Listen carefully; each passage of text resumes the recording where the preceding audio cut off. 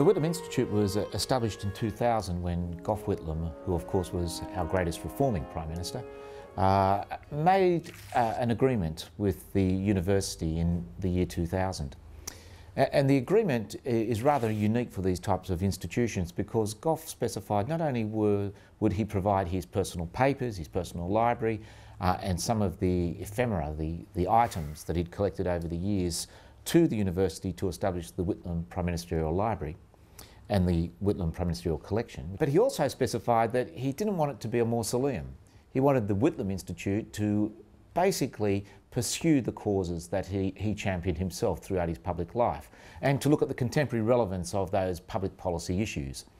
So our activities, as a consequence, fall across a number of areas. One is the collection, which is being digitised. It's one of the largest and most significant digitised collections, historical collections in the country. But we have a very extensive and growing public policy program, and we also maintain quite a broad outreach program, because one of the core parts of our mission, I guess, is to encourage a public, and particularly amongst young people, but a public appreciation of our political and democratic history, and to encourage and nurture an interest in that history because it's fundamental to an understanding of the Australia today. The Institute covers quite a broad canvas, which is one of the reasons that we're a bit unusual, even in terms of other Prime Ministerial libraries.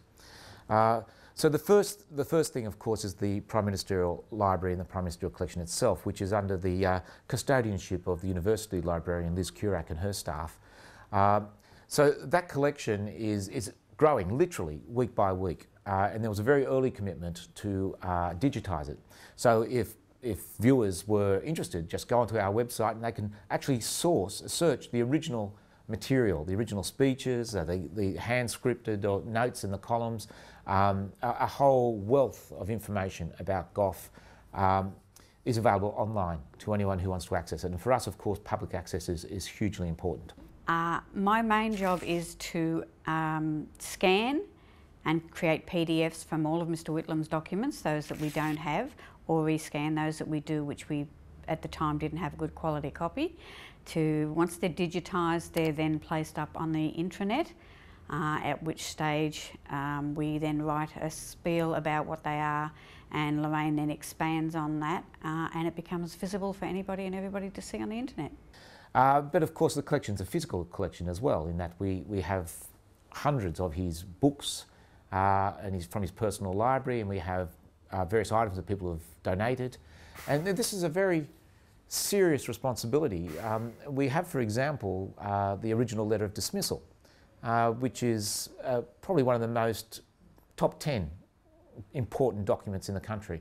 And so with the collection comes a responsibility to the nation, and a perpetual responsibility, and we're very conscious of that. I know there's over 4,500 actual items of papers that he has written since 1957 onwards. There are some photographs taken early in the piece in the 1940s and then in the 50s.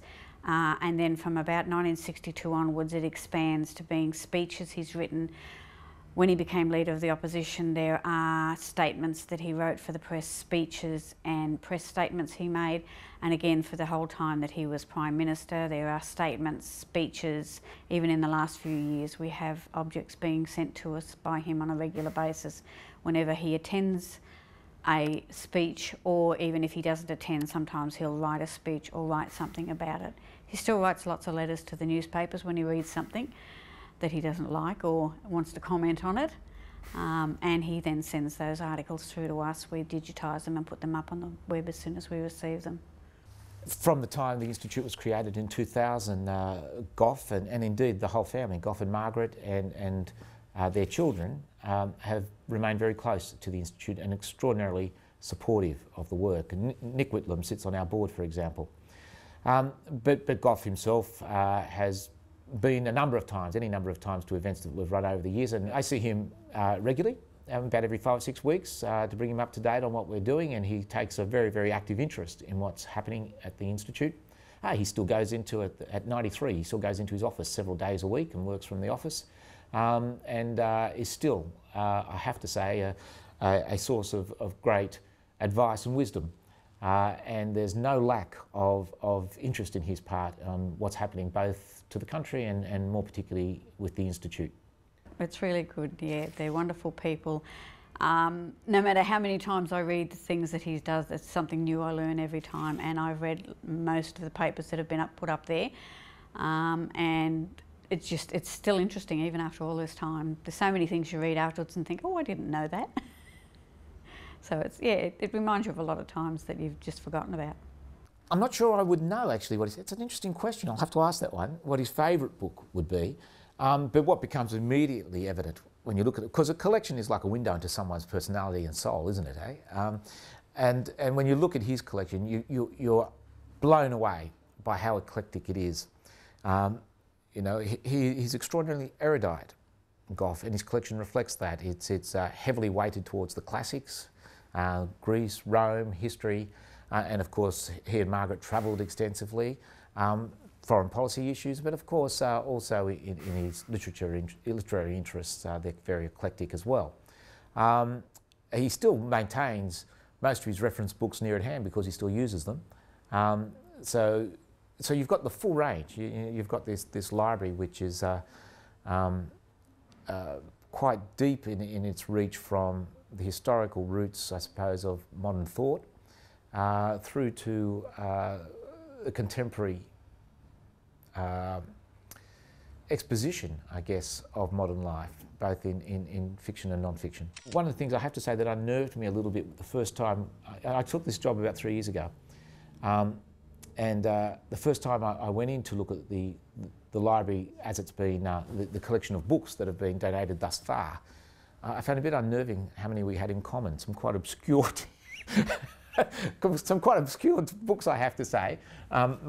My grandfather was Greek, my maternal grandfather, and so of course we've got some books at home about various things Greek, but I noticed that Gough also had them on his shelves. So it was a nice sort of resonance that I found in his interests and in a much smaller and much more modest way, what's on our own shelves.